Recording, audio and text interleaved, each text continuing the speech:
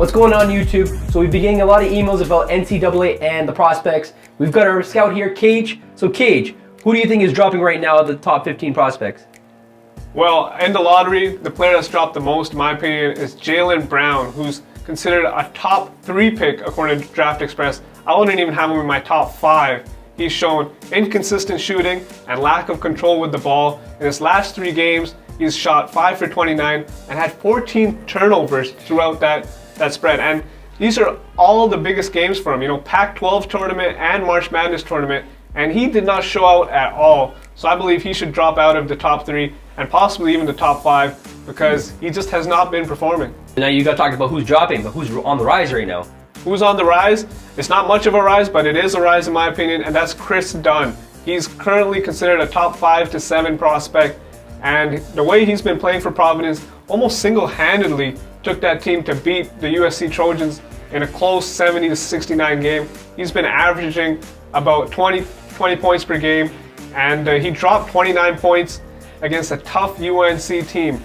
So the fact that he can score against a team that's #1 ranked like North Carolina, and he's shown flashes of speed and control like a John Wall, but he can even shoot it. He can shoot it from 3. Yeah. So I think he should definitely rise. And in my opinion, if I had the 3rd pick, I'd draft him. Yeah, Providence has been playing really great right now in the March Madness, and yeah, they had a couple great games because of this guy. So now we talked about the who's rising, who's dropping, but if we had 2 non-lottery picks, who would be your 2 guys that have been on the rise? The 2 non-lottery picks for me that are on the rise are big men.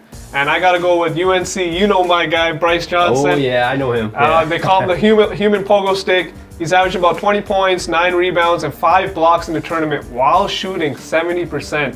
So he should be rising. Most drafts have him at 30th overall, which means at the tail end of the 1st round.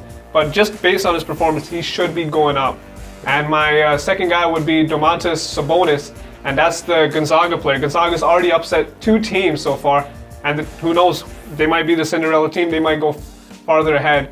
And he's been averaging a double-double throughout the whole college season, and he has not stopped in the tournament. He's been averaging about 20 points, 13 rebounds, and like I said, he's leading them against higher-ranked teams. Yeah.